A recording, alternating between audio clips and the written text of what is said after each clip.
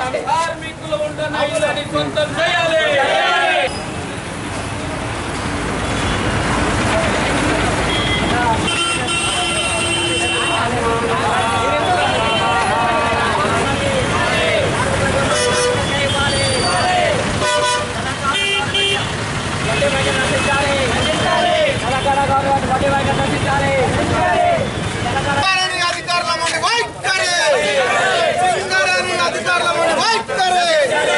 రైతు బజార్లపై సింగరేణి అధికారుల మండి వైఖరి, సింగరేణి అధికారుల మండి వైఖరి, సింగరేణి అధికారుల మండి వైఖరి, అధికారుల మండి వైఖరి.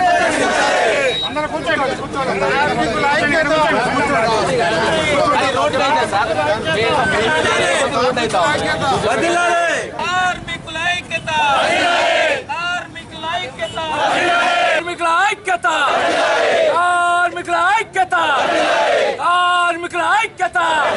యాజమాన్యం మండి వైఖరి, ఆ ఇండ్లు మాకే. ఏడు తలపెట్టిన కౌన్సిలింగ్ ను వెంటనే, ఏడు తలపెట్టిన కౌన్సిలింగ్ ను వెంటనే. ఇల్లు మాకే, ఆ ఇల్లు మాకే.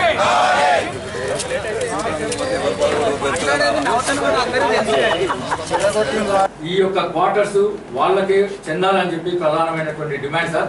వాళ్ళకే చెందాలో వాళ్ళే నివసిస్తారు. ఆ క్వార్టర్స్ ని ఖాళీ చేసేటువంటి ప్రసక్తి లేదు.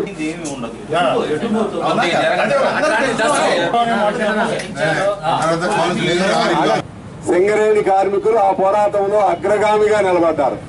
సింగరేణి లేకపోతే పోరాటమే లేదు, సింగరేణి కార్మికులు లేకపోతే సకల జనుల సమ్మె లేదు. ఉత్పత్తులు బంద్ చేసిన కార్మికులు ఈ తెలంగాణలో ఎవరైనా ఉన్నారంటే అది ఒక సింగరేణి కార్మికులు మాత్రమే అని చెప్పి మీకు మనం చేస్తున్నాను. అందరికీ ఇళ్లు ఉండాలని, సింగరేణి కార్మికులే కాకుండా అందరికీ ఇళ్లు ఉండాలి.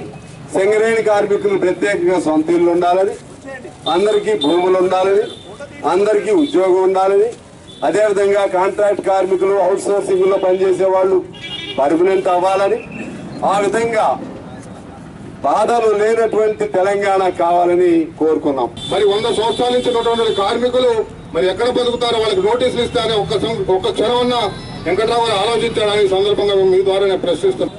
కాబట్టి నేను చెప్పేది ఏంటంటే, ఎప్పుడైతే కార్మికులు ఈ రోడ్డు మీదకి వచ్చి ఈ విధంగా పోరాటాలు చేయడం మంచిది కాదు. ఈ ప్రభుత్వానికి, ఒక పార్టీకి, అదేవిధంగా సింగరేణి కార్మికులకి వాళ్ళని అక్కడే క్రమబద్ధీకరించి ఏదైతే క్వార్టర్స్ లో ఉన్నారో నామినల్ ఛార్జెస్ తీసుకుని వాళ్ళకి అక్కడే ఇల్లు కట్టించి వాళ్ళకే సొంతం చేయాలని ఈ సందర్భంగా మనం చేస్తా ఉన్నాం.